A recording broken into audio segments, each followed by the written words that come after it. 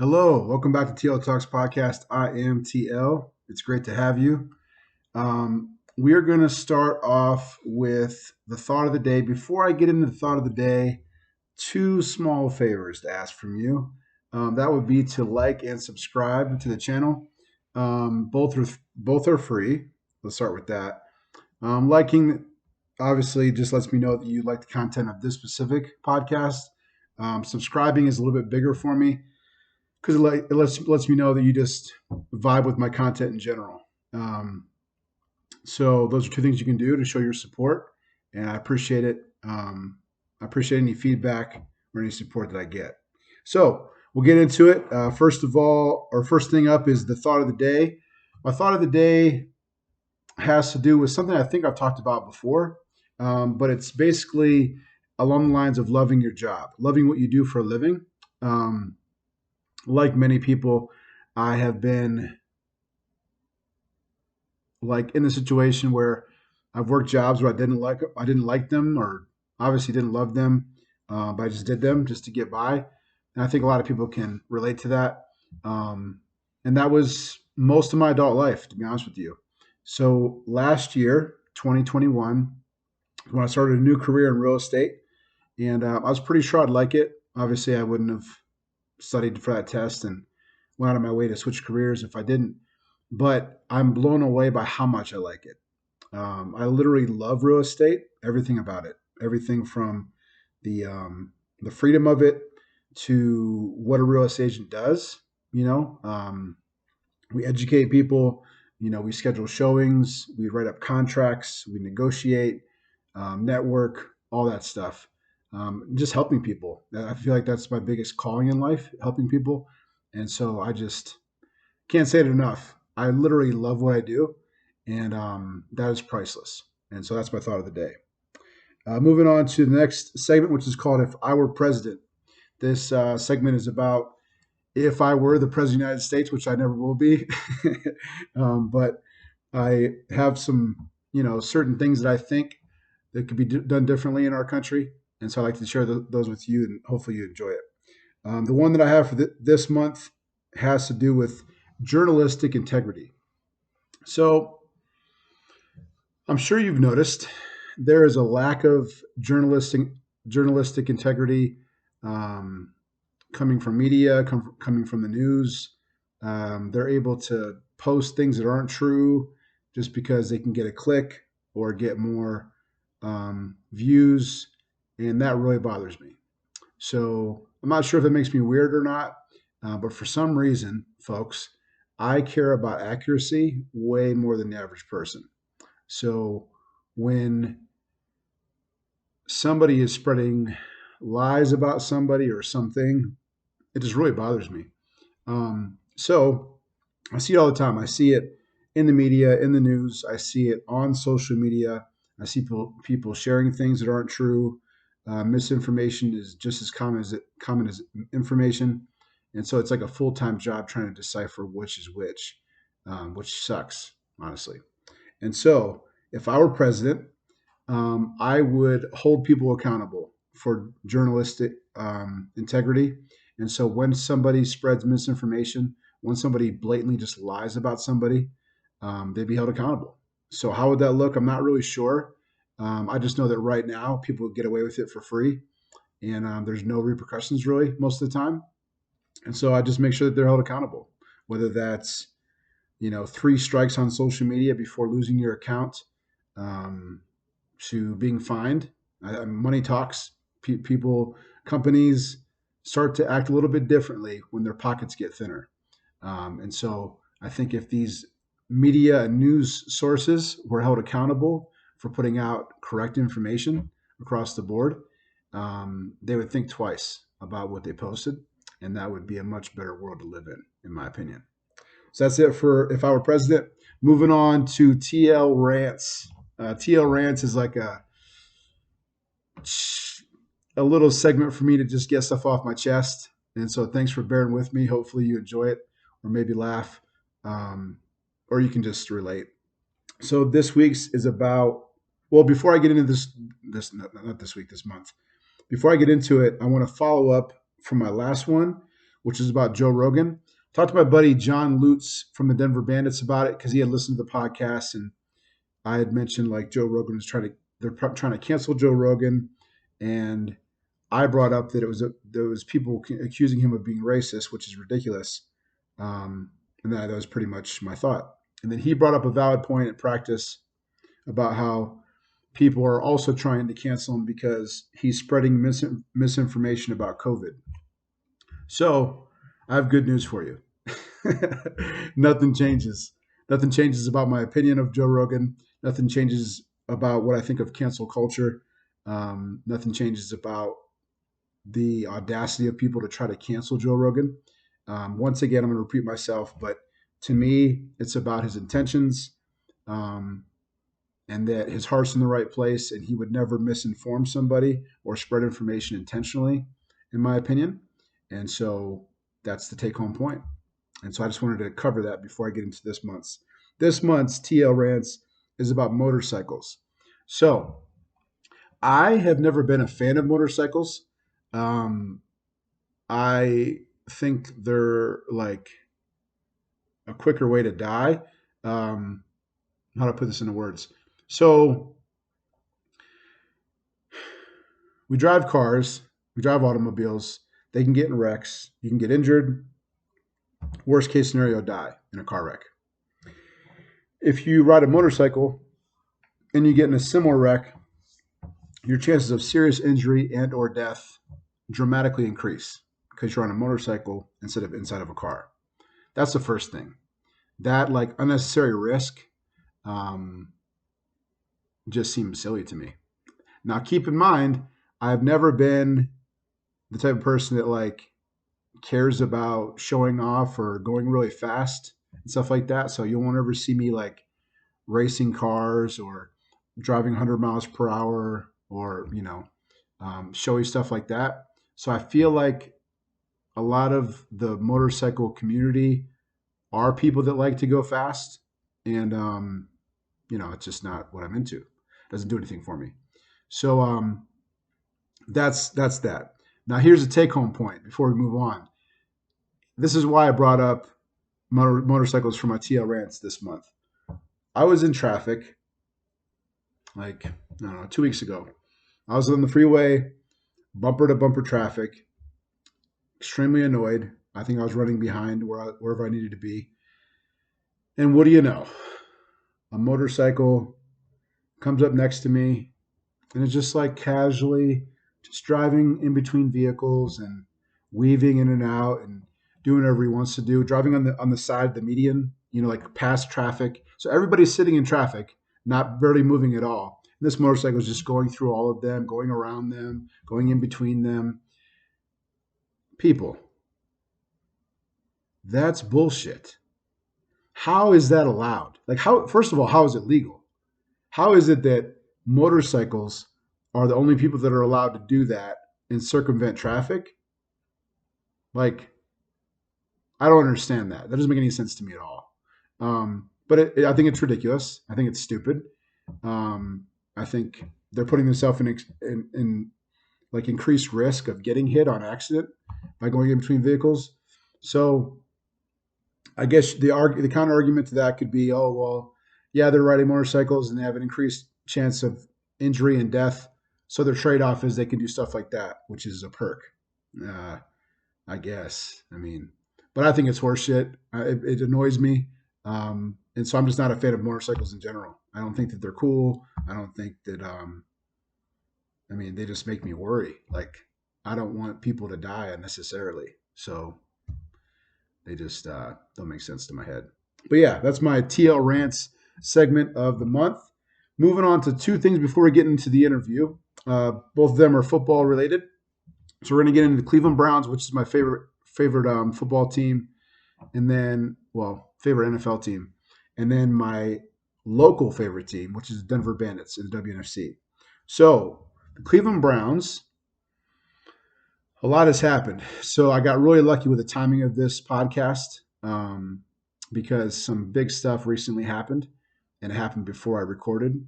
And so I'm able to talk about that instead of having to save it for next month. So the biggest news, which is very obvious when you're listening to this, is the Browns have successfully. Um, I'm not sure if it's official yet, but it's pretty much just a matter of time. They've traded for Deshaun Watson, probably the most sought after quarterback in the offseason, which obviously means that they're done with Baker Mayfield. Now, that's interesting in a lot of different ways. Um, Deshaun Watson was dismissed of any criminal charges. There's 22 women that have accused him of like sexual, I guess we'll call it misbehavior, in different ways. And so he's been accused of that. All the criminal charges have been dropped. So what the only thing that's left over is the 22 civil suits with these women. So those usually are settled out of court. He basically pays them a amount of money and it's done. So that's what's remaining. What we don't know is how the NFL is going to handle that. So the NFL could suspend Deshaun Watson for 4 games, 6 games, 8 games, a whole year, not at all. Like nobody knows, right? So this is where it gets a little bit hairy because we all know that the NFL cares about money more than anything else, and something that can affect their money is their like public per- perception. Yeah, that's the right word. So the perception of the NFL is that it's kind of low for them to let Deshaun Watson just carry on with his career with all these big allegations against him. So how they handle this will be interesting. But as it pertains to the Cleveland Browns, on the field, it's a no-brainer. Deshaun Watson's better than Baker Mayfield, even though I love Baker Mayfield and I'll miss him and I wish him the best. Deshaun Watson's just better. From a football perspective, I mean, if you compare their stats, I have compared their stats, so I'll do you the favor of the research. So Deshaun Watson has started 6 less games in his career than Baker Mayfield. Deshaun Watson has more game-winning drives and comebacks than Baker Mayfield, even though he started 6 less games. Um, as far as the rate and QBR for both quarterbacks, Deshaun Watson's lowest seasons of those two stats are similar to Baker's best seasons. So that should give you, that's kind of my take-home point. That we need a quarterback that's top 5, top 10. We need a quarterback that can win a game when it comes down to one last drive. And Baker, unfortunately, has shown that he cannot do that. I'm a Baker fan, and so I think the injuries were a factor last season. But I think my biggest point as a Browns fan is just our GM Andrew Berry. I trust him. I trust his decision making. I think that he's brilliant. I think he's probably a top 3 or top 5 GM in the league. So I know for a fact that they did their due diligence with Deshaun Watson, and they definitely didn't sign him, especially to the contract they signed him to. They literally gave him somewhere about like 5 years and 238 or 32 million dollars, but it's all guaranteed. So you got the most guaranteed money in NFL history, um, and so that's what happened. So since I trust Andrew Berry, that tells me that they did a whole bunch of research and due diligence on Deshaun Watson, not only like interviewing him face to face and talking to him for hours, but also going to external sources to get their 2 cents on it. So I know they talked to female executives. They talked to the um,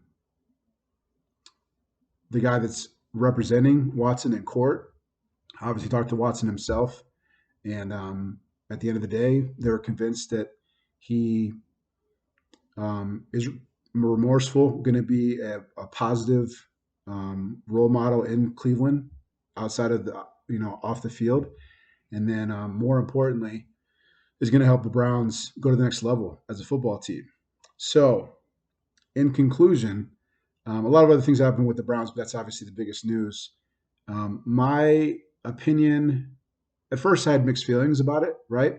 Like I don't want the Browns to be looked down upon for getting Deshaun Watson or the bad publicity. But now that I've had like more time to think about it and more stuff has come out, um, I've just basically just comes down to I trust Andrew Berry.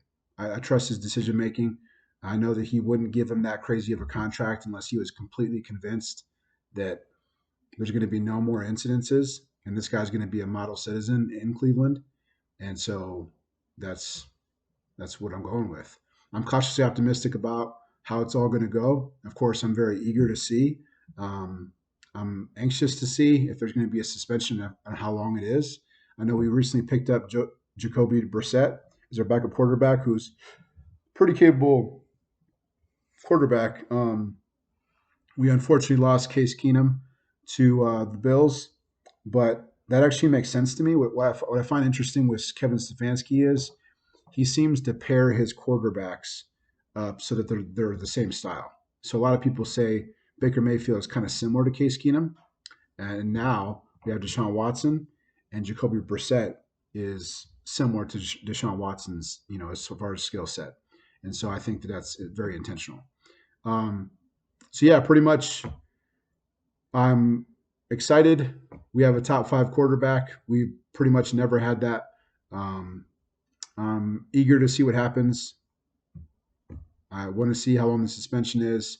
I'm cautiously optimistic, and there's still some stuff that's going to happen. We still have the draft coming up in about a month, and the Browns have made other moves, which most of them I agree with, and so we'll wait and see. Right now, the biggest complication with the Browns is what to do with Baker. Baker doesn't want to be in Cleveland. He feels insulted and slighted by the Browns pursuing Deshaun Watson and now getting Deshaun Watson. So he doesn't want to be in Cleveland. But the problem is a financial one because Baker's in the fifth year of his contract. So I think he's due like 18 million around there. And so any team that picks him up, trades for him, will have to inherit that contract.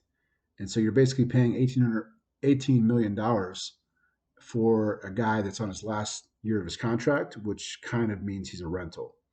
So the combination of a rumor that the Browns wanted a first round pick for Baker, paired with he's due $18 million, paired with it's his last year of his contract, so he's a rental, equals there's no takers.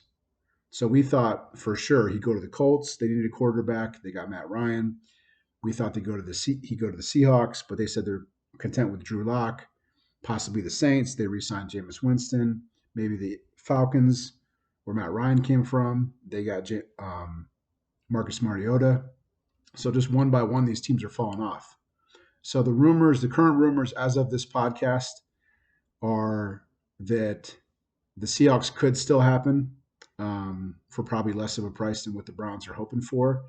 Or if worst case scenario, the Browns cut Baker Mayfield, which would really suck because that means we'd be eating a lot of that money from his contract.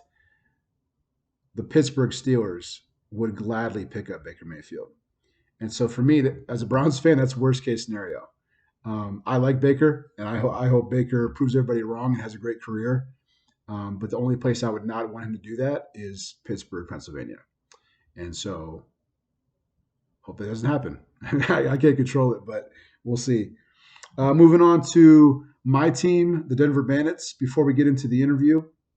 So the Denver Bandits, I told you guys last time we had, our tryouts and we started practices and everything's going good. So as of right now, we're about roughly 2 weeks away from our first game against the vaunted Utah Falcons in Utah, which is a tough way to start your season.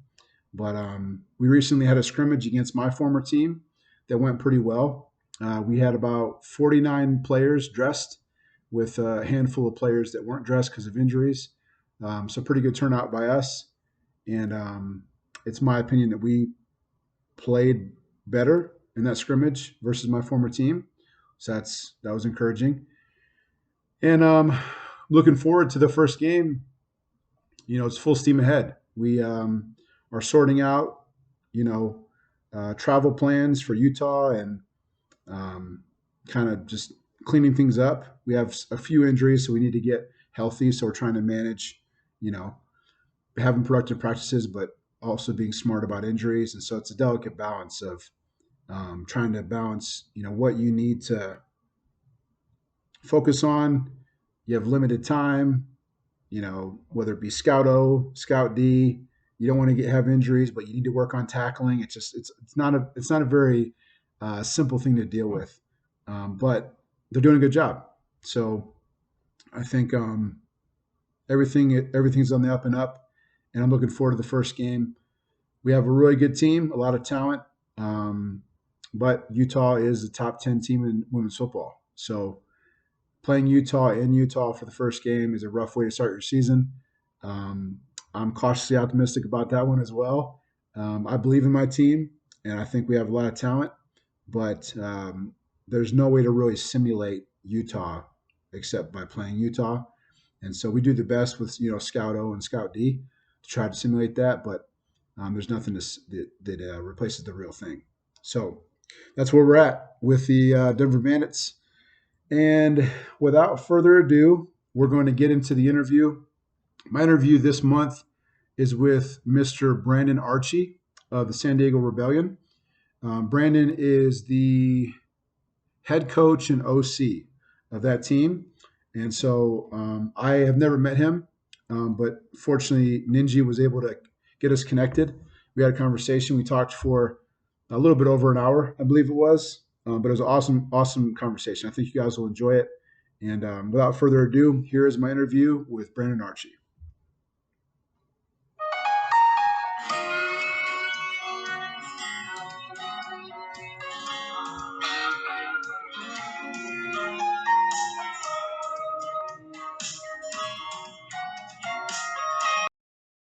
All right, so I want to welcome Mr.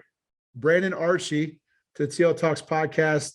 Brandon is the head coach of the San Diego Rebellion of the WNFC, who made it all the way to the ship last year, which is awesome. So first of all, welcome, Brandon. It's good to have you. Appreciate it, Terry. Thank you. Thank you for having me. It's an honor to be talking ball with you today. Yeah, absolutely, man. So the way I like to do these interviews, especially for somebody like you that I haven't met in person, is I like to go over kind of Brandon the person, and then get into Brandon the player, Brandon the coach, and then finally WNFC talk. So if you don't mind, of course, it's just whatever you're comfortable with. But tell us a little bit about yourself personally. Like, I think you're from Alabama. Correct. Yeah. That's all I know about you, man. I don't know much else. Yeah, no worries. So I'm 24 years old. I'm from Alabama, Mobile, Alabama. I have family in Mobile and Daphne. So at 4 years old, my parents are military. They were in the military. And so at 4 years old, we moved out here to San Diego right before our stop in Corpus Christi for 2 years. So Alabama to Corpus Christi to San Diego, and I've been out here since. It's become my home, and so I grew up out here, met a lot of great people, got to meet a lot of different people from different backgrounds, given that San Diego is really diverse. And so my parents were big on sports and making sure that I was, included in all club activities and whatnot, extracurricular activities. And so I met a lot of friends through sports, and, sports has always been an avenue for me to make connections. And, that continued, after I graduated high school, I wanted to continue playing college ball. And so I went to Crown College in Minnesota. I went there for a year. I competed collegiately at the D3 level. And due to injuries, I ended up medically retiring from football. So I came home at 19 years old. I came home back to San Diego, and, I was finding my way, trying to figure out what I could do. And I didn't miss football per se, but I missed the camaraderie. You miss the bus rides, the locker room talks, the meeting room banter. And so I got back into coaching football at 21. I went back to my high school, Sarah High School, where I started coaching football at 21. And I originally started off as the junior varsity running back coach. That was my role, junior varsity and varsity running back coach. And a couple weeks in, our JV offensive coordinator had to take another job, and so I was able to get that promotion, and I became the JVOC right away. And that was a struggle for me. That first year was a struggle for me, but I learned from it. The following year, I ended up coaching the O-line. I coached the O-line, and then I was the OC at both levels, JV and varsity. And from there, I continued to grow. I grew up, and I started investing myself in the sport a little bit more. And so last year, I ended up, our staff split apart at Sarah. We went in different directions, and so I found myself at San Diego Mesa College. That's where I'm at currently, and so last year was my first year. I was the running back coach, and now I'll be the quarterback coach going into the fall. So, I've been coaching now for 3 years, going on my 4th year. And so it's been a great journey so far. But that's a little bit about myself, personally. Gotcha. So you said you grew up in a military family? I did. So my mom was in the reserves, Navy Reserves. My dad was active duty military in the Navy as well. Okay. Both retired from the military, and then we ended up just staying here. We made San Diego home, and it's been great to us so far. So don't see that changing. What's funny about that, man, is I was in the Navy too. I only did 4 years, but I got out in 13, and I was stationed in Norfolk, Virginia, like a lot of Navy people are. Yeah. And it's funny because obviously you're in San Diego. So when I was in Norfolk, Virginia, or they call it Norfolk, but whatever. Like everybody in the Navy, whenever they're getting orders, they were like, fingers crossed for San Diego. You know what I'm saying? Like San Diego was by far the best place, like the best weather, just like the most desirable place to be stationed.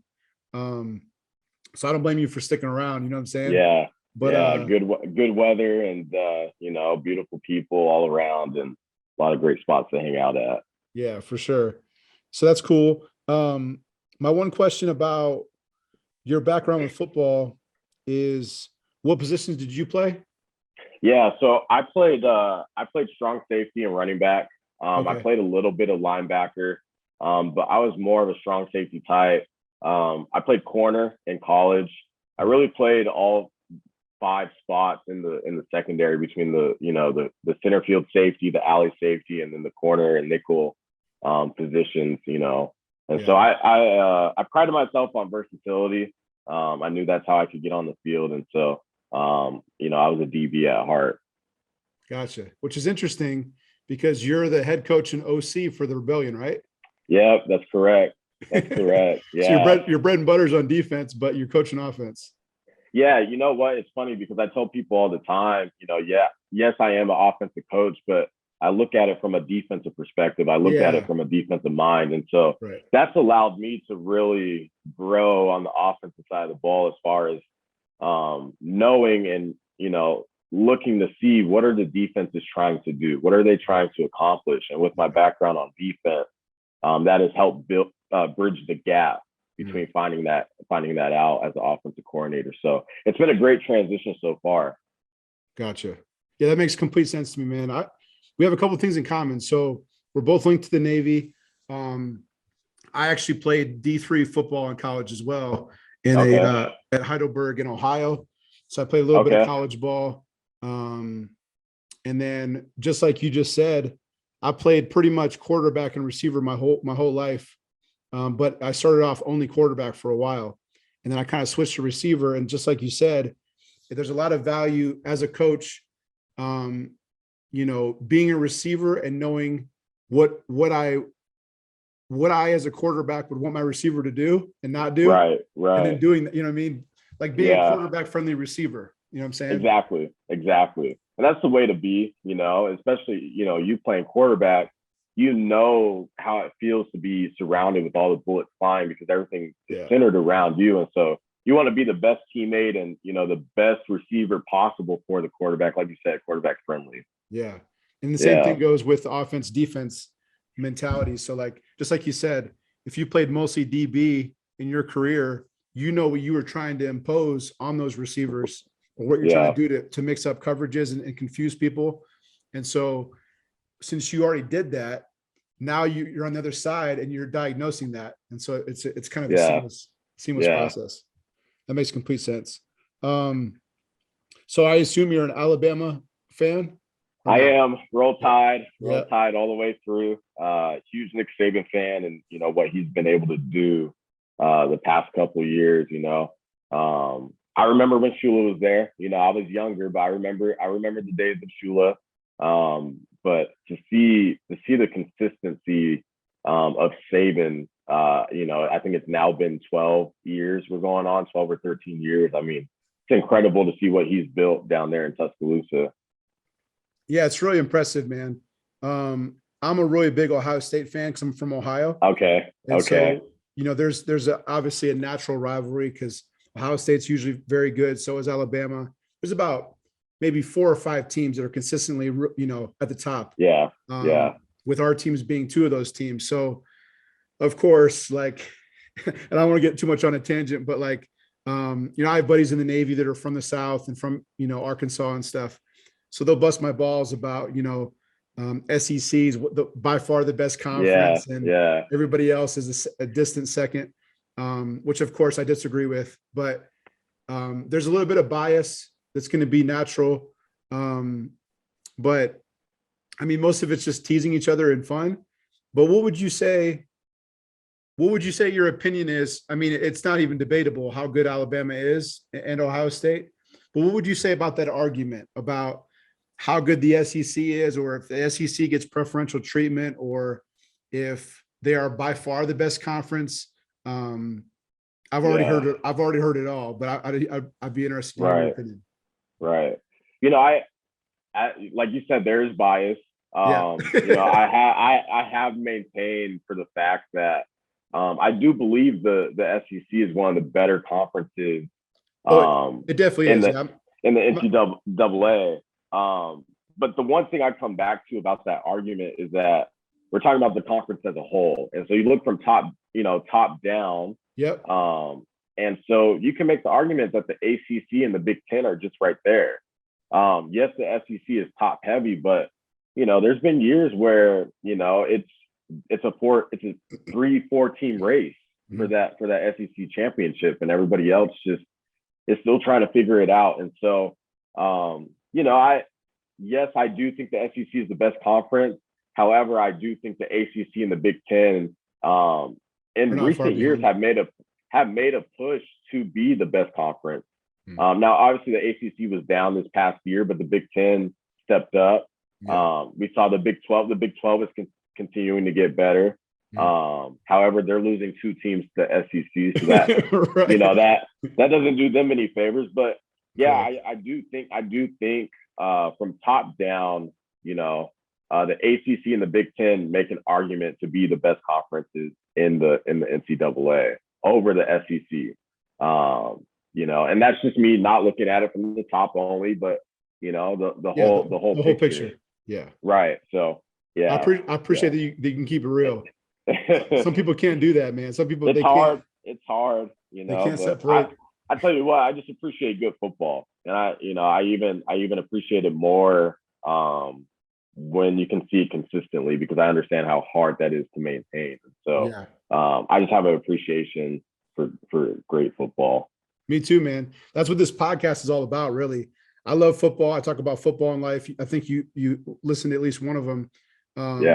But like I said earlier, I only seek out and interview people that are from the best organizations, right? So the best ones in WFA, the best ones in WNFC, the best players, the best coach, you know what I mean? Anybody I can learn from or have a good conversation with. So I'm not going to learn much from talking to somebody that has, you know, 13 players and they went 0-8 and they barely even finished the season. You know what I'm saying? Like, there's nothing to learn there. But talking to somebody like you from the San Diego Rebellion that just went to the ship last year, you know what I'm saying? Stunned Utah in Utah. I mean, all that stuff is good storylines and it's really impressive. I mean, as you know, beating Utah is easier said than done. So you guys not only did it, but you did it in Utah, which is impressive. And so I strategically pick, you know what I mean? Like I would literally not even have a podcast. Like I would have canceled this month's podcast if you weren't able to do this one. You know what I'm saying? Like I'm not Well, I just gonna, appreciate that. yeah. I So appreciate that. it's very intentional. So my first question for you, Brandon, is I'm curious how you got into coaching women's football. I know for myself, I started coaching about 8 years ago, and it was super random. It was like ad online that said, "Hey, are you interested in coaching football?" And I clicked on it, and as it was a women's tackle football team in Denver starting a team, and I Yeah. responded to that, and the rest is history. But I'm curious how it happened for you. Yeah. So, Ninji Martin and I coached at Sarah High School together. Oh, okay. And so Ninji and I, we have known of each other, I would say, for a good little while. Ninji actually, if most people don't know, Ninji is actually the first female high school football coach in San Diego history. Oh, And so while I was playing at Sarah, that happened. And so Ninji was coaching at San Diego High School at the time, and so she had coached against me while I was playing. And so fast forward a couple of years, we ended up being on the same staff at Sarah, and we just grew an appreciation for one another's coaching techniques, abilities, how to teach, how to grasp the player's attention. And so she approached me and asked me if I would be interested in helping out with the Rebellion. I believe this was going to be the 2020 season. yeah. We were heading into the 2020 season. And then unfortunately COVID happened. And so there was no WNFC season. Right. And so I came back the following year, 2021, and I started the year off as the assistant head coach and offensive coordinator. And midway through, I had earned the trust of Katie Ott and Ninji, who are both owners. And so they named me the head coach in the middle of last season. And so that's how I really got into it. Now going into my second year, I understand a little bit more the layout across the league, and I know our team better. I know the strategy amongst the league, and so it's been a fun journey so far. Yeah. Yeah, that's interesting. So my next question is, when you joined in 2020, I would assume you had a similar experience that I did. So when I went to the first ever tryout for that other team in Denver, I didn't know what to expect. You know what I'm saying?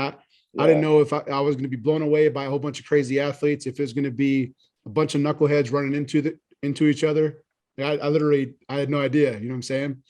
I was really impressed by what I saw, because there was a lot of good athletes. But how was it for you? You know what I mean? Because I feel like coaching women's football, it is football, and it's full contact, 11v11. It's real football, but women aren't the same as men, which I'm stating the obvious. So how has that been for you? Because you played football most of your life, and you played men's football. So being around men's football, being coached by men, being in that whole sphere, switching to women's football, how was it, especially in the beginning? You know what I mean, as far as adjustment? Yeah, that's a great question. I would say what I've learned so far is that communication is number one. Yeah. Obviously, women want to be communicated with. They love communication. They love clarity. Yeah. And so that's number one. Just making sure that you're communicating constantly. And then number two, I would say, yes, there is a difference between women's and men's football. Yeah. However, we as a staff for the Rebellion, we treat the teaching the same. All the concepts and the terms and the technique that we are using and teaching our players, that's all used at the collegiate and NFL level. Yeah. And so, yes, it is women's football, but at the same time, women are capable of running the same concepts. Yeah. And so we don't take it lightly. We do challenge our players. But I think you said it early on, is that there are a ton of athletes that are in women's professional football. And what I've learned is that, like I said earlier, I'm only 24. And so there are a number of players on our team that have been playing professional football longer than I've been alive. And so they bring a lot of experience, yes. and they gave me a lot of insight into their experiences. However, I believe I brought a fresh mindset into how we can tap into more potential. And that was just allowing them to be able to play the way they see football played on television. We gave them access to that, I believe. And so, we give them what they can handle, and they take it from there. But women are a smart group. They love to know everything. They want to know everything, every little detail. Which is okay, which is totally okay. Because they're invested in it and they want to get better. And as the women's professional football, they are not being paid. And so they're doing this for an opportunity. They're paying for an opportunity to showcase their talent. Yeah, for sure. I love that summary because you're completely correct. It's funny because you're saying communication is the biggest thing. It's funny because it's impossible for you not to draw a parallel to women in real life. Like if I'm dating a woman, exactly. It's the same exact thing. And so, when I first started coaching with the Rebellion at 22, my communication skills were not great. I'll tell you that right now. And so, 2 years later, and just a little bit more maturity, I do understand how important that communication is between, men and women, whether it's a relationship or not. And so that's a big thing, as you said. Yeah, for sure. Another thing that I've found with women's football that's made coaching easier than coaching men, because I've done both, is and I'm talking to the choir right now, but like when you're coaching women, they want to do it right. And so they're sponges and they soak up whatever you're telling them and they just want to learn and do it correctly. With men, as you know, there's more egos. There's more guys that think they know it all. There's guys that aren't coachable. And so it just makes coaching harder than it should be. So that's kind of like, I think that's why I fell in love with coaching so quickly as I did, because women made it so easy to coach. You know what I'm saying? I didn't have those barriers of what you have in men's football. Yeah. And so that's just such a blessing, man. It just makes everything so much easier. But that's cool. So yeah, you are a young coach. You've been with the Rebellion for a couple of years. So you said when you first joined, you said your communication wasn't great, but you've gotten better. And so you joined as an assistant head coach and OC. Then they promoted you to head coach. Then last season, of course, is the biggest news. So before we get into last season, so we talked about your playing career, your coaching career, and then we wanted to get into WNFC in general. So before we get into details of last season, I want to talk to you about the WNFC. So I'm a huge advocate of our league. Like I said, I was at the first meeting in Plano, Texas, when they talked about their business plan for the league. And so I've been there since day one. And so I'm blown away, man. I mean, nobody's perfect. No league is perfect. There's always things that can be improved, of course. But as far as what they're providing for these WNFC teams, the platform, streaming games, like just all this stuff that other people don't really provide is just phenomenal. And so, of course, the goal is for the players eventually to get paid. And I think they'll make strides towards that. But I've been blown away by it. I didn't really have any. I didn't have anything to compare it to, because all I knew before then was WFA, right? So I went from knowing nothing about women's football to knowing about the WFA. And at the time, they were the best league, the biggest league, the closest to professional that there was. And so I didn't have anything to compare it to. So thank God the WNFC was created, because it gave me a different perspective, right? It gave me something to like compare it to and see how things could be better and tweaked and all that. So what is your opinion of the league so far as you've experienced stuff? Yeah, I think you said it, Terry. The platform that the WNFC has provided for both players and coaches has been outstanding. You talk about the live stream with Buyer Network, and then you talk about the social media. I think our WNFC front office has done a fantastic job of blasting social media, whether it's on Facebook, TikTok, Instagram, Twitter. One example that comes to is that the Cowboys the NFL retweeted WNFC content during the Title IX Cup weekend. And so I think they've done a fantastic job of providing a platform. I think OJ and her team down at the WNFC have done a great job of adding the proper pieces into the fold who also have connections that could be interested in investing in this league.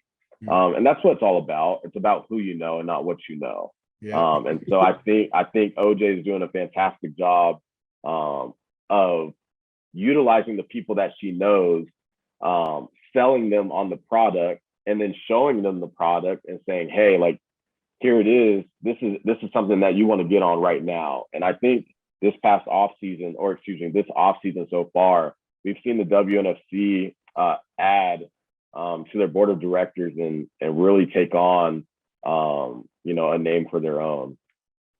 Yeah, absolutely, man. I couldn't agree more. Like I said, nobody's perfect. No league is perfect.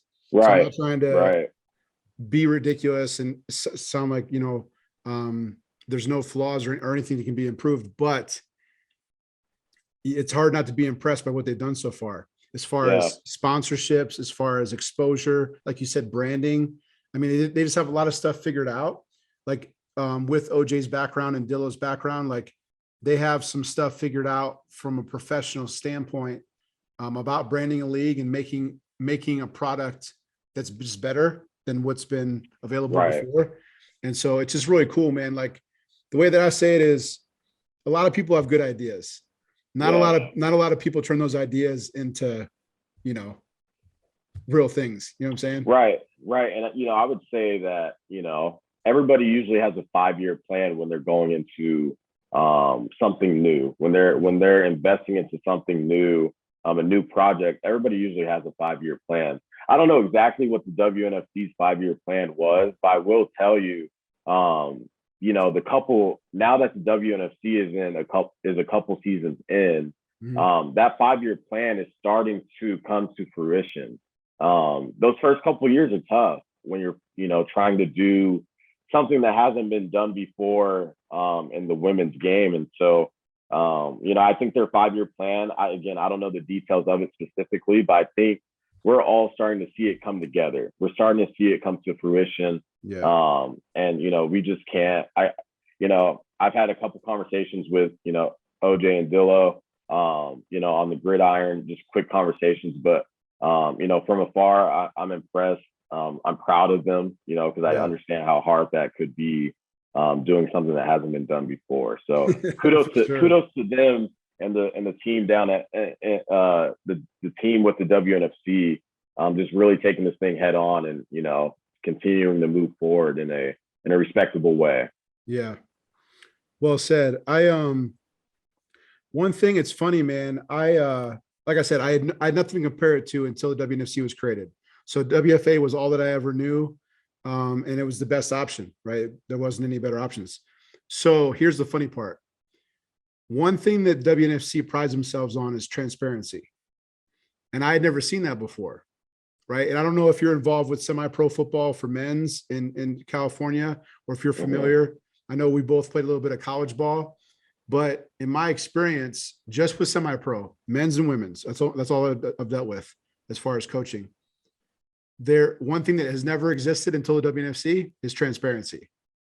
So whether it be how much team fees are, like how much league is charging teams for fees, where that money's going, you know what I'm saying? Just like there's a lack of transparency that I've seen in the past. Right. So the fact that the WNFC not only is transparent, but they make it a point to be transparent about everything that's going on, whether it's them putting a new rule into the rule book, you know what I'm saying, about, trans players or whatever it is, you know what I'm saying? Like it's always out there. Like there's no Wizard of Oz stuff going on. And that's so refreshing for me, man. Like I didn't realize how much I appreciated transparency until the WNFC was created. Well, and it comes back to the first point, when you asked me what have I learned from the women's game, it's communication. It comes back to communication. Yeah. And like you said, the WNFC is doing a great job operating in the black and white area, right? There is no gray area. They're not allowing a room for gray area. Yeah. And so they're, like you said, they're doing a fantastic job of communicating throughout the league. The expectations, the standards, any new rules, regulations, and anything required to be a part of this league, they have communicated that. So again, a great job by them being transparent and communicating with everybody. Yeah, absolutely. So before we get into last season, I want to talk about two things. So first one would be comparison of my team and your team, because you know all about your team. I know all about my team.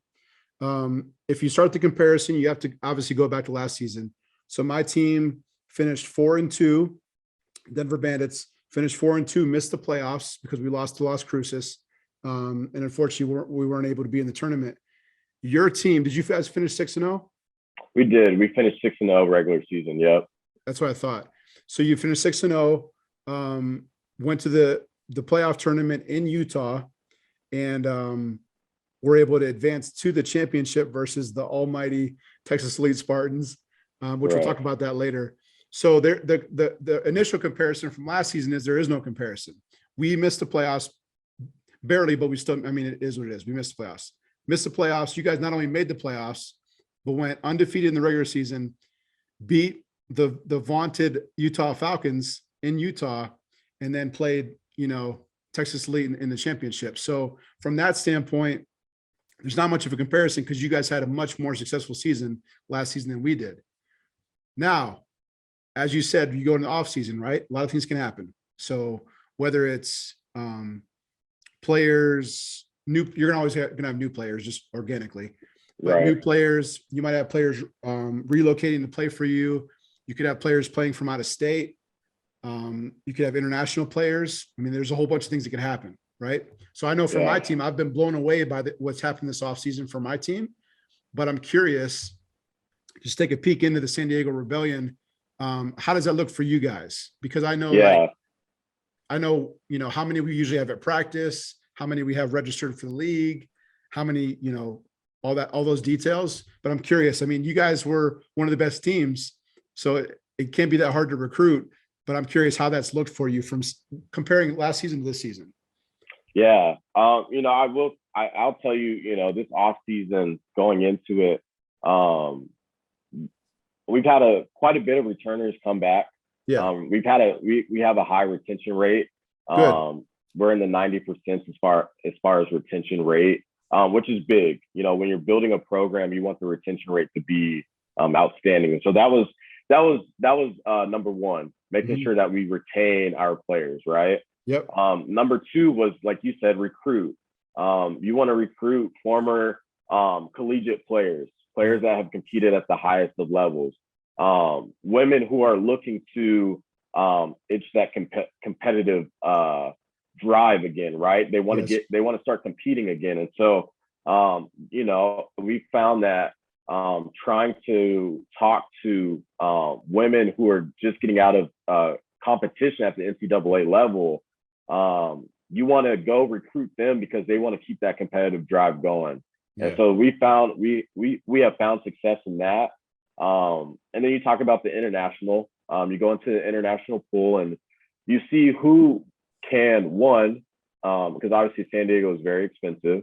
So who can afford to live out here? That's number one. We want to make sure that you can take care of yourself and have, you'll be all right. You won't be stressing about financial situations. Yeah. But two, are they coming from a successful program? Are they coming from a program that has a history of winning? And so that was part of that criteria as well. And then three, could they help us? Obviously, when you're recruiting international players, this isn't an empty trip for them. And so you're looking for high impact players that can contribute right away. I believe we've done that. I believe that we have found a group of players from the international pool that can come in and contribute and impact right away. So those are the three that we look for in that international pool. So retention, number one, international players. And part of that number 2 international player is now you go across the league landscape. You try to recruit throughout the league. And you know, I'll be transparent. We had trouble with that a little bit this off season, just because people want to see, can we do it 2 years in a row? The question is, can the San Diego Rebellion, was last season a fluke, or is this a consistent thing? And so, you know, I will say there's interest from players across the league and in different leagues that are interested in the San Diego Rebellion. They just want to see if the San Diego Rebellion can do it twice. And so, yes, we were able to, add some players from different teams, but we would have liked to see that number be a little bit higher, which is okay. It's year 2 of building the program under my leadership. And then last thing, number 3 is recruiting locally in San Diego. The women that are in the soccer, softball night leagues, right? Volleyball leagues on Sunday mornings at Mission Beach. The women who are looking, they love lifting weights, but they just need something else to, like I said, scratch that itch, that competitive itch. And so recruiting locally, and we include San Diego and LA in that. I think that's a big thing, because as you start to recruit women and athletes in San Diego, LA locally, people start to talk. And so now somebody at your gym is playing for the San Diego Rebellion. Hey, I'm interested in that. I want to do that too. Yeah. And so those were the 3 things that were important to us as we built our team this offseason was, again, retention, making sure that we bring players back. Number 2, the international and league-wide pool in women's football in the nation. And then 3, just recruiting locally. And that was a big part in our offseason. Gotcha. The only thing you didn't mention, Brandon, was out-of-state players. So for us, we have somewhere around like 5 or 6 players that literally live in a different state. And I don't know how they do it, some of them, but they literally have to fly to Denver just to go to practice. So we strategically have our practices on Wednesdays, Fridays, and Sundays. So if you have people flying in town, they can hit Friday and Sunday, get 2 out of 3. And so that's what we've done. That's interesting. So you guys practice 3 times a week? Yeah. Okay. On field, all on field work? At this point, yeah. So in January, we started with being at like an indoor facility where you could work out. So it was like, conditioning and weightlifting 2 days a week, and then 1 day outside. And then starting in like February, we started going full-time outside. So it's been full practices ever since. Yeah. So we practice 2 times a week. When we post tryouts, post that second evaluation, we practice twice a week. So we practice Tuesday. We started Tuesday, Sunday, and then we transitioned to Tuesday, Thursday. On Wednesdays, we have our Zoom meetings. We call those our scheme meetings. And so that's when we break down the game cerebrally. And so, with the out-of-state players, one of our things with the San Diego Rebellion is that no matter if you live in state or out of state, we require players to be at practice for both practices. Now, obviously, life happens and things come up, and players can't make practice. But again, it goes back to, if you can be an out-of-state player, if you want to be an out-of-state player, you have to be able to afford to come out here for practice twice a week. We're not going to make an exception because you committed to the San Diego Rebellion knowing that you live out of state. And so that's a big deal for us. We're not going to fly a player in. We're not going to pay for that flight. Yeah, of course. Yeah. We don't go down that road. So that's been a road that, we don't travel down unless the financial stability is there for said player. Gotcha. Fair enough. So I have 2 questions based on what you just answered. Yeah. So no worries. My first question is, I found it interesting that you said when it comes to international players, you're looking for players that obviously can afford to live in San Diego, but then secondly, not only are good players, but came from successful programs. So I find that interesting. Not in a bad way. I think it makes sense. But it's hard for me not to compare, right? Because all I Of breathe is course, Denver of course. Bandits. So for my team, we have about 5 or 6 players that have come from different countries. So like one from Mexico, one from Brazil, one from Australia, one from Canada, and one from the UK. So they're all over the place, and they're all good players. Of course, there's different degrees of good, right? Yeah. But I'm not sure how the owners of the Bandits vetted those players, right? So I don't know if it was a matter of just those are the players that wanted to play for us based on our branding or our, how we do social media. It's hard to say, right? But the thing I think that is different maybe between my team and your team is I don't think that my team looks at that factor of a successful program, which I think I'm like mulling over my head right now, but Yeah. I'm trying to decide, like, should that be factored, or how much should it be factored, or is it fair to the player? You know what I mean? Because I'm thinking of like, Yeah. some players they're a really good player and then on a crappy team. That's where they live, and it is what it Right. is. Right. You know what I'm saying? No, and that's a huge factor, and that's a great point. Understanding where we're at as a program. I like to say that we are in a window to contend, right? And so being in that window, we want to add players that have experienced success. As you know, we made it to the championship and we fell short. We lost that game.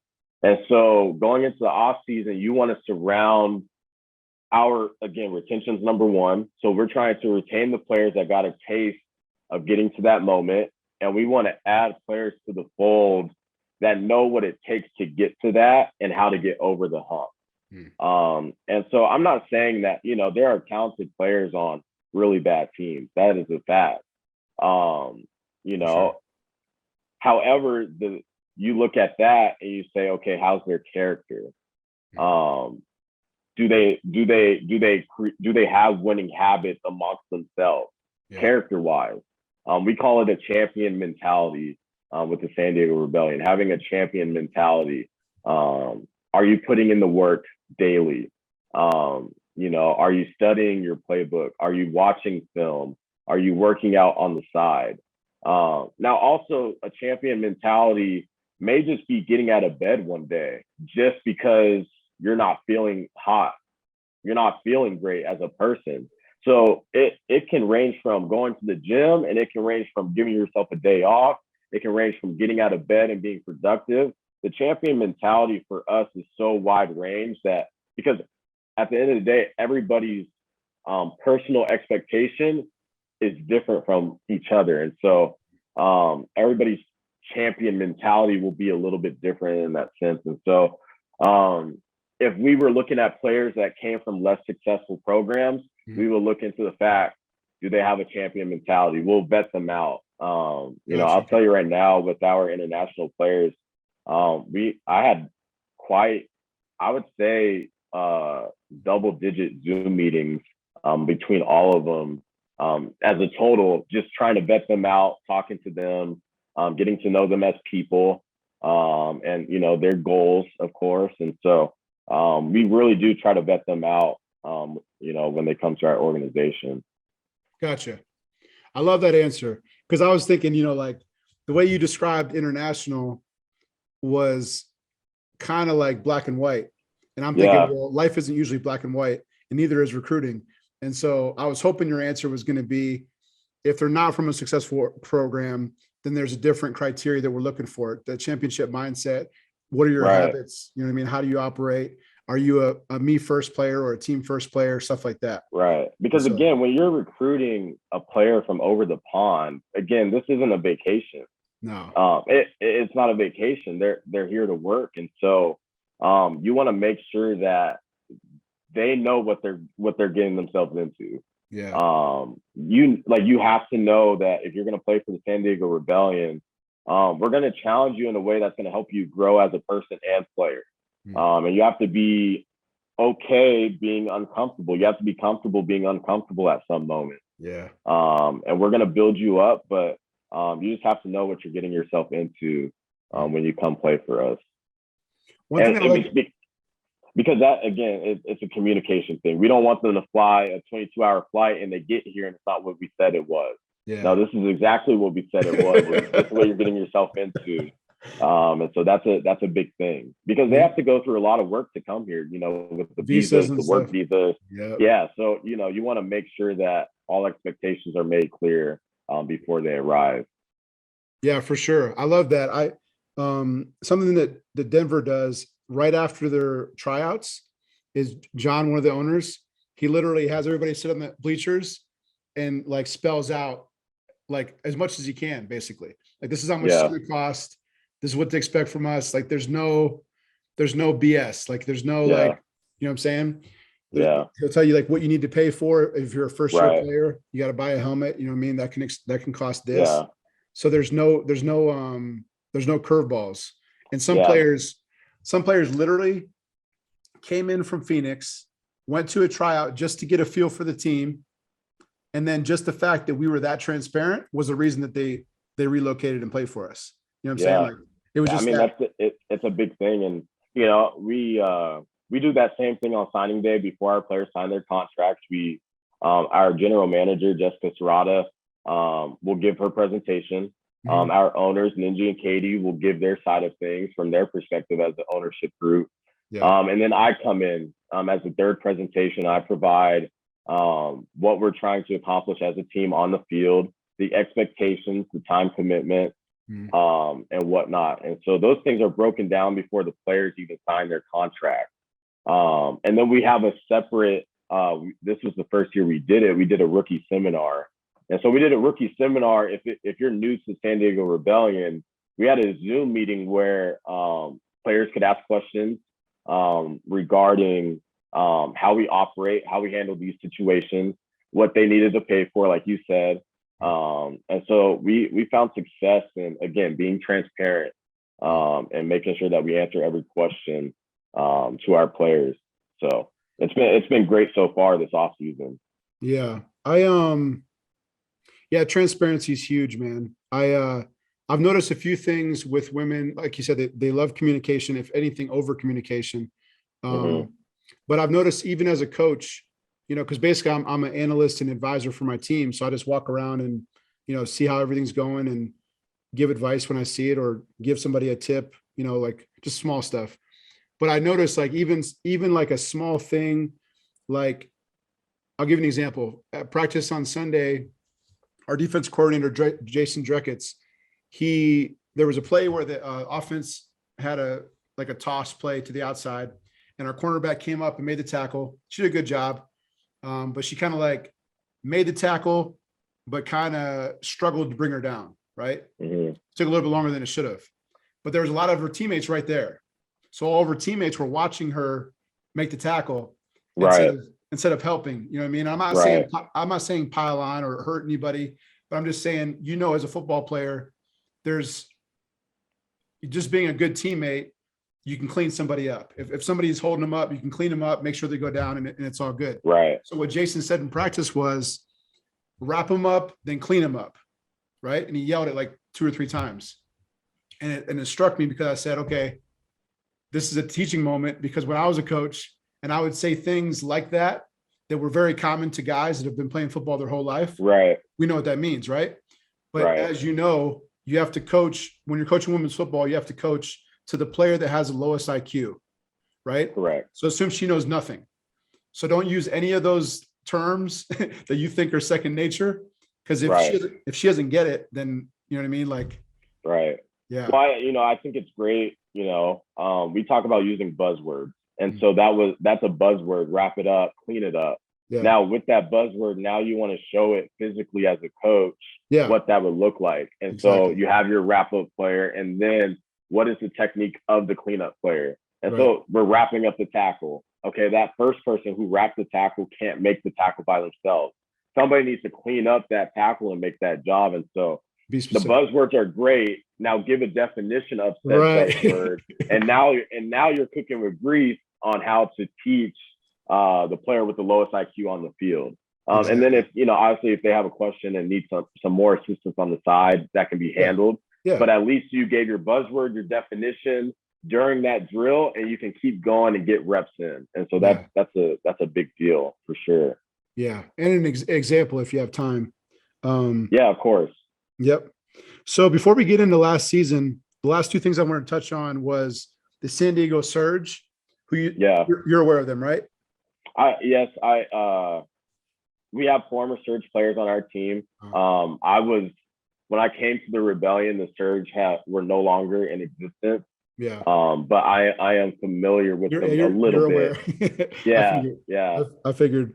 So the reason I bring the San Diego Surge up is because my experience is when I was first started coaching women's football, I literally flew to San Diego to watch the San Diego Surge play the whatever the owner of the WFA. She has a team in California, and they were one Okay. of the top teams. I don't remember what they're called at the time, but they were playing each other. It was like two top 5 or top 10 teams playing, and so Yeah. it was my bye week. I'm like, I'm gonna go out there and watch it. You know what I mean? I love learning, and so I wanted to Right. see how these top teams operated. You know what I mean? Everything Yeah. from their pregame to how they play, how they call plays, all that. Yeah. So I went out and watched them in person. I think actually Ninja was on the Surge at the time. And so watched that game. Then I played against the Surge at least once before they went away with the Denver Bandits. I think that's when I was the OC. And that game was brutal. Was that game in San Diego? Was. Okay, I think I remember watching that tape. Yeah. I do. It was not enjoyable. So the final score was somewhere around like 70-26 or something. We didn't have very many players travel. It was pretty low attendance. Then we had players like tapping out towards the end of the game, which is unfortunate. But it's a learning lesson.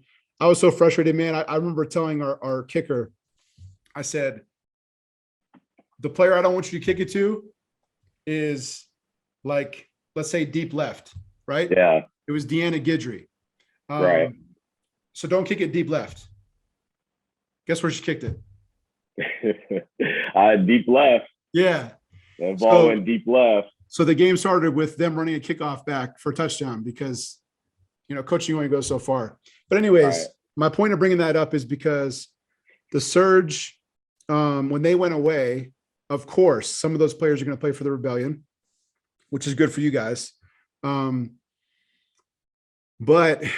the one thing I wanted to ask you about is there was some things I've heard about the Surge, like just through the grapevine. Mm-hmm.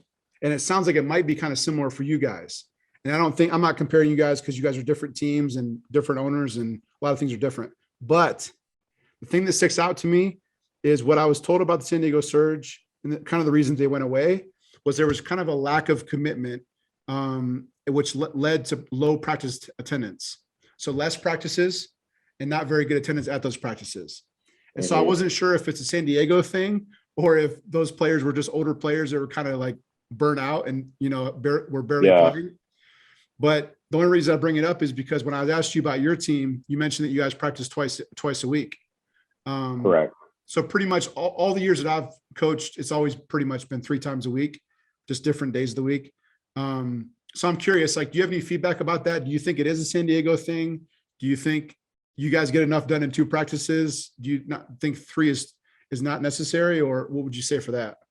Yeah, that's a great question. And I'll even take it back a little bit to last year.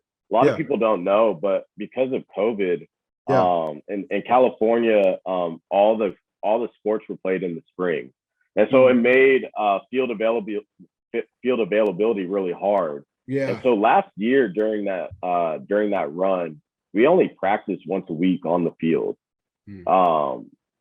We didn't get to 2 practices a week until I want to say until playoffs. But even then, that was a tough beat. And so we were one practice on the field, and then we had our Zoom meeting. This year, we decided to go to 2-1 because we wanted another practice on the field. Yeah.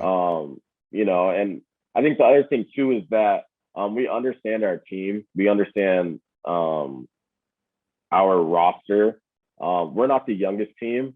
And so taking care of our veterans and their bodies, that's a big thing for us. Obviously, we do have a good amount of rookies as well. Yeah. And so there's a balance. And so, I always tell our team and our staff that we want to play our best brand of football at the right time. And so I'm not looking to burn out our team. Right. That's by fair. week 3. And so, it's why we start practices. We don't start practicing until February.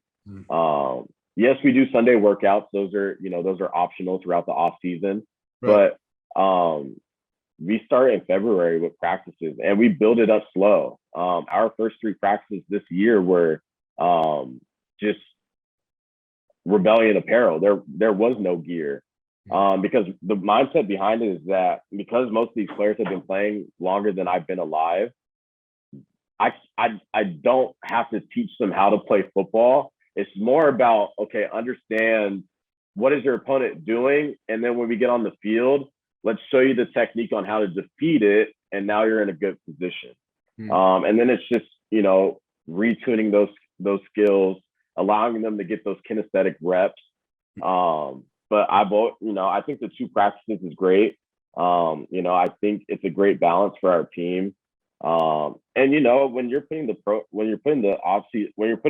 practice schedule together during the off season, you can't account for the fact of real life world events.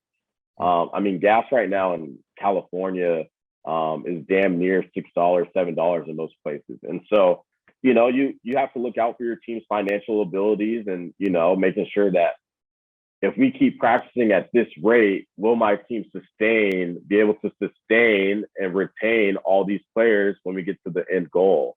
Right. And that's something that you have to look out for as a head coach. And so, I think we're in a good spot with the 2 practices a week, plus the third day of Zoom meetings. I think that's a healthy amount, especially once the season starts getting going, because it'll be a Tuesday practice, Wednesday Zoom, Thursday practice, Saturday game. That's what we do during the season. That's the same. Right. And that so, during this off season, I think we're in a good spot as far as the rebellion go. I think the total number of practices that we'll have before our first game is like 16 or 18, somewhere in that number. Yeah. And that's a healthy number in my opinion. Because again, I don't want to tire our team out. Yes, it's challenging. Yes, it's tough. But I'm not trying to drain them before the first game. Gotcha. We're just trying to build them up as we go along. I appreciate that answer. And that makes sense to me now. So how would I know that there was not very much field availability in San Diego? Right. I wouldn't know, right? Right. And then also, it makes sense. It's team by team basis. You know what your team needs. Yeah. And if you have a lot of veterans that don't need to learn how to tackle properly, Right. It's just one of those things where, instead of operating egotistically, you operate scientifically.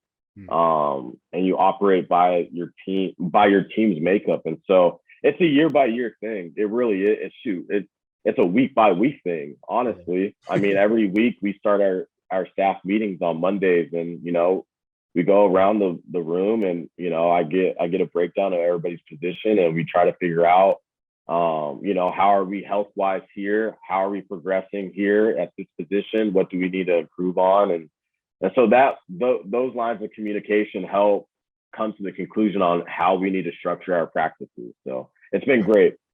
Gotcha. All right, so before I let you go, I want to talk about last season. You guys obviously finished 6-0, finished the regular season. And then the 2 games I'm very interested in is the Utah playoff game in Utah and obviously the championship game against Texas. So Unfortunately for us, we're playing Utah in Utah for our first game. So that's a tall order, especially with all of our turnover. So we have our hands full. But what would you say about those 2 games from your perspective? Yeah, just starting, with the Utah game. Yep. So we, obviously, the playoff schedule is that, you're playing 2 games within 3 days, I believe. I think that's what it was. And so before we went to Utah, before we flew out to Utah, As a staff during that downtime, we put two game plans together for Vegas, who we were playing in Utah. We did not, unfortunately, we did not put a game plan together for Las Cruces. We knew that Utah would win. And so before we even flew out there, we had a general game plan for Vegas, who we had previously played in Utah. And so our work started before we even hit the ground in Utah. And so when we got to Utah, obviously our first game was Vegas. We had played against them. And so we were set on our game plan against Vegas.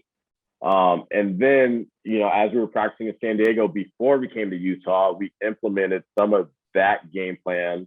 We practiced some of that game plan just a little bit before we got to Utah. So then we pretty much gave our players two game plans, and so that they're familiar with them. So Vegas on the first day, and then quick turnaround. And now we're familiar with the Utah game plan. Now we just got to do our walkthrough. And so we, like I said, we put our game plans together before we got to Utah. We put our call sheets together before we got to Utah. We even scheduled our days in Utah before we got to Utah. And that included treatment times, dinner times, position meeting times, staff meeting times. And so organization-wise, that's how we went into that weekend. As far as the game went, we knew that as long as we could hang around and keep the game, as long as we can keep punching, right? And I forgot who I was talking to, but I appreciated the Vegas game being so close. I appreciate some of our games during the regular season, the Seattle game, the second Seattle game, being close, because our team had to work 4 quarters all year long. And so going into that Utah game and playoffs, we knew that they hadn't played a 4-quarter game until that point. And so we were looking forward to the dogfight of, if we get them into the corner in round 3, quarter 3, round 4, quarter 4, we knew that we could swing the momentum. And that's what ended up happening. We trusted in our ability to play 4-quarter football, and we knew they hadn't done that this year.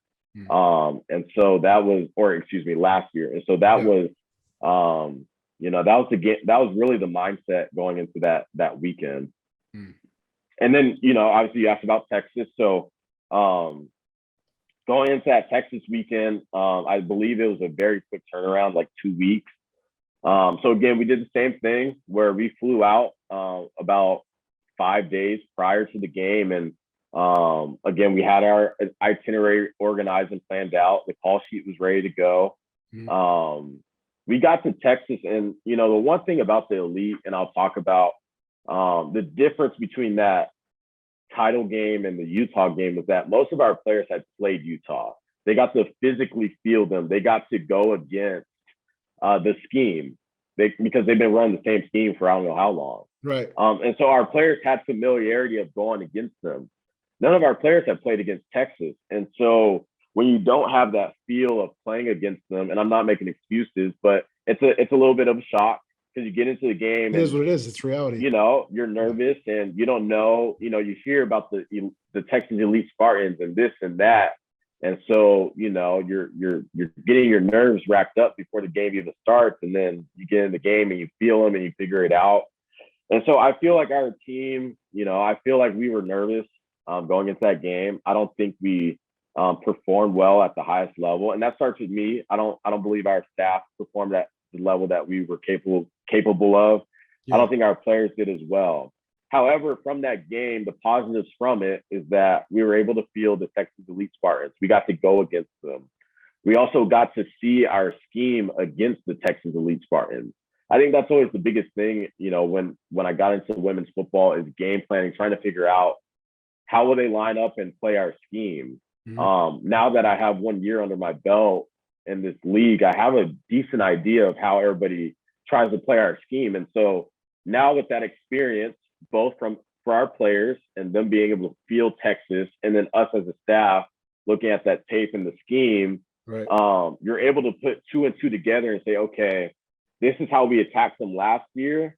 If we're blessed to get to that point this upcoming year, when that time comes, how can we attack them? How did they play this, and how can we attack them here? And so that's the mindset, going forward. But I think that Texas game we just didn't execute. But looking at it, they played us how we thought they would, which was reassuring, because that means our scouting report was accurate. Yeah. We now have that experience of playing in a big game in a big stadium with a lot of lights, and you're the primetime game, and that experience is good. And so we're going to build off of that, and we're going to take it into this upcoming year. So I guess my last question is, if you go undefeated in the regular season and you beat Utah in Utah and you advance to the chip against Texas, you haven't lost, right? So how are you guys able to balance that from a psyche standpoint? Yeah. Of being undefeated, running the table, but then also, that's got to give you a little bit, obviously confidence. I'm not sure if I'd say invincibility, but you go from that mindset to having a healthy respect for who Texas is. Yeah. You know what I'm saying? How did you balance that? No, that's a great question. Because we hadn't been in a losing situation. Yeah. Yes, we've been in games where we fell behind. Yes, we've been in games where it was close. Yeah. But again, you factor in the inexperience plus that scenario. Yeah. And now we're in a situation where it's possible as a human being that you throw all the experience out the window and you go rogue. And so that was the concern, was how will we react to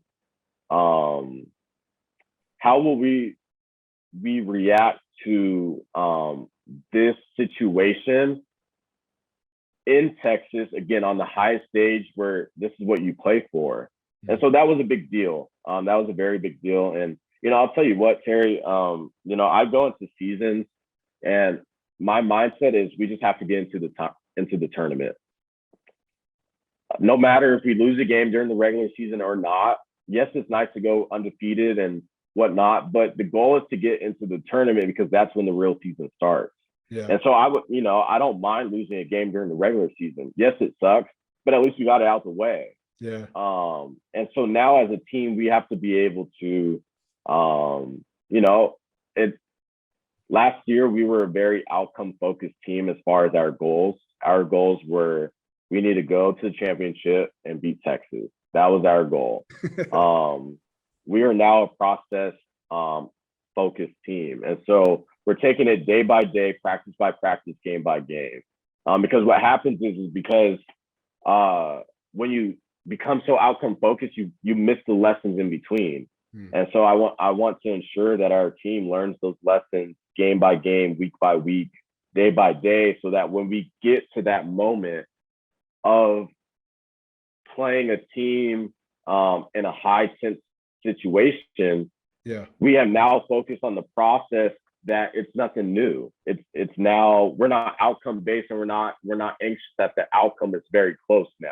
Gotcha. It's like, no, we were process based and we took our time, and the process by doing the process right, it led us to the outcome. And now we just got to continue to do what we were doing to achieve that outcome. And so that's been the change in focus and psyche for us as a team and organization, is becoming process based. And that starts with the champion mentality daily, like I was telling you about. And that's different for everybody. But as long as we're reaching our potential individually with our champion mindset, that takes care of the process. And eventually we'll be able to live with the outcome that happens, because we gave it our all every single day. And so that was my lesson, and that's what I learned from last season. And I've changed my thought process. And it's been great so far. Fair enough, man. Well, I know you have practice tonight, so I'll let you go. Yeah. No, I appreciate it. Shoot, I could sit here and talk to you all night. I tell you what, this was fun. This was definitely a fun time, and I wish y'all were on our schedule this year. Yeah. We were hoping for it. We really wanted to play Denver. Ironically, we did too. It's probably hard to believe. We really enjoy, honestly, we enjoy competition. We enjoy playing the best of the best because we believe it helps us. And so, you know, hopefully y'all are in the tournament and we're in the tournament and we meet up one You never day. know. And, you know, we're able to face off on the gridiron. So Yes, sir. Well, it was a pleasure talking to you, man. Definitely save my number. I'll stay in touch with you if you don't mind. For sure. Yeah, of course. Definitely. It's cool talking to you, and good luck this season. Appreciate it, Coach. Thank you. Best of luck to y'all as well. And we'll see you guys down the road. All right, brother.